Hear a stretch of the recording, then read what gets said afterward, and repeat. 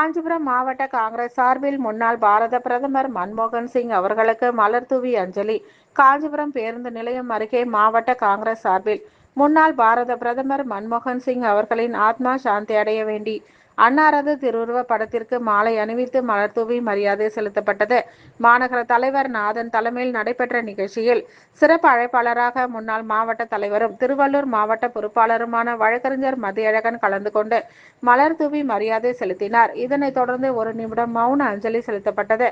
இதில் மாநில பொதுக்குழு உறுப்பினர் பத்மநாபன், அரங்கநாதர், நகர அன்பு, மாநில சிறுபான்மை பிரிவு ஒருங்கிணைப்பாளர் லியாகத் ஷெரீப், மாவட்ட பொறுப்பாளர் சீனிவாச ராகவன், மாநகர பகுதி தலைவர்கள் காமராஜ், சப்தகிரி வட்டார தலைவர்கள் அம்பி, பிச்சாண்டி, மாவட்ட துணைத் தலைவர்கள் தாரன், நந்தகோபால், பூக்கடை மணிகண்டன், சங்கரலிங்கம், மாநில வழக்கறிஞர் பிரிவு பொதுச் செயலாளர் குருராஜ், இளைஞரணி யோகி, கணேசன், லோகநாதன், பிரபு, சுகுமார், முன்னாள் மாநகராட்சி கவுன்சிலர் சீனிவாசன், மூத்த காங்கிரஸ் தலைவர்கள் சுமங்கலி சீனிவாசன், லயன் குப்புசாமி, நூல்கடை ராதாகிருஷ்ணன், சுபாஷ் சந்திரபோஸ், எஸ்.வி. குமார், தனிகா, வழக்கறிஞர் உஷா, பூந்தோட்டம் பழனி உள்ளிட்ட மாவட்ட, ஒன்றிய, மாநகர நிர்வாகிகள் பலர் கலந்து கொண்டனர்.